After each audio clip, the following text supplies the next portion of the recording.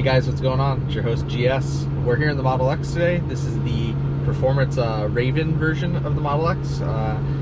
We took delivery of it a few months ago, but there's a new update out now for Cheetah mode. So what we're gonna do is do some baseline runs of 0 to 60 and quarter mile, get all the VBox data, and then we're gonna go and do the software update for the Cheetah mode, which gives it a little bit extra power.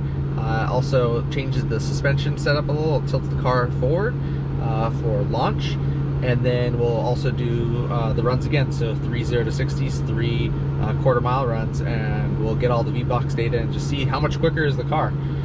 And all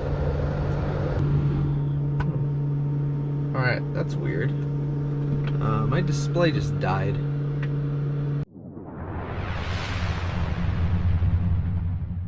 Here's the existing method to do launch control.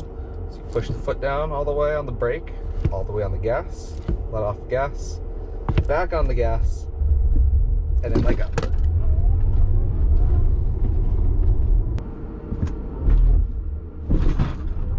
Oh yeah, that feels good. And I forgot to go and turn on VBox. Wonderful. All right, I have my glasses off so you can get my facial reaction. Oh, I do want to make a note about the 0 to 60. The 0 to 60 test I'm doing is the true 0 to 60, not a 1 foot rollout. So depending on magazine and whatnot, they'll do a 1 foot rollout. When I do the quarter mile runs, those will have the 1 foot rollout, and you'll notice that my 0 to 60 times will be about 3/10 quicker. A little bit of wheel spin. Does not get old.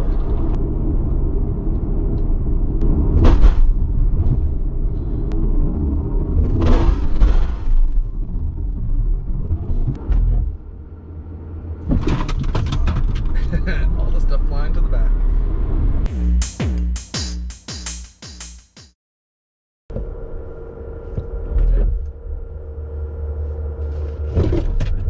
Oh, that's a good launch.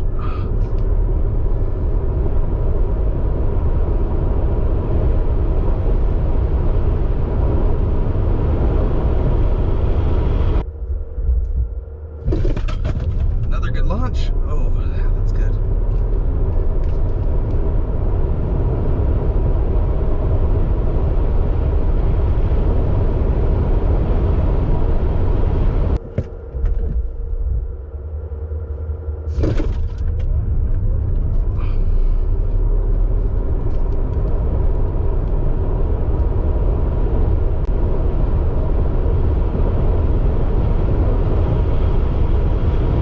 Alright guys, we're back. The car now has the Cheetah Stance update, so we're going to go do some testing. So again, setting ride height very low.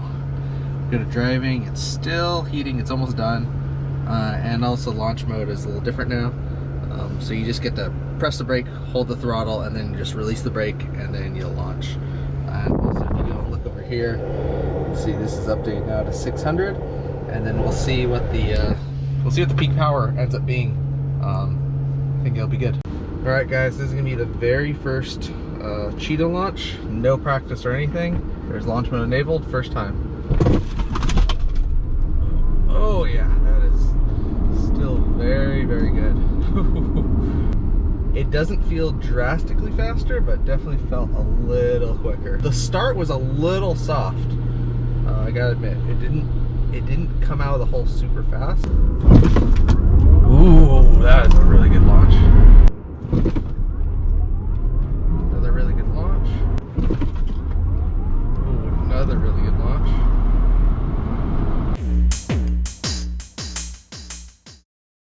We're good to go.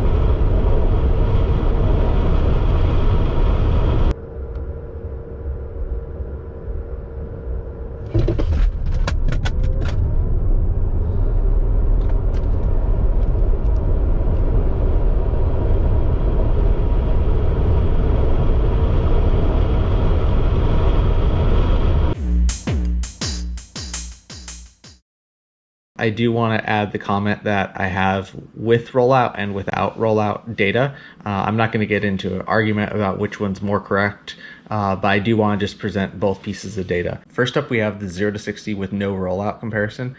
You can see Cheetah Stance knocked almost 1/10 of a second off of the best 0 to 60 times. What's interesting is actually how Cheetah Stance is doing this. As I noted earlier in the video, it felt like it didn't launch quite as hard off the line, and the VBox is showing this.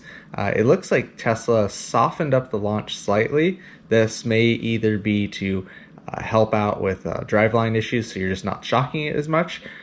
This would also, though, make it more consistent in launching, so you're less likely to spin.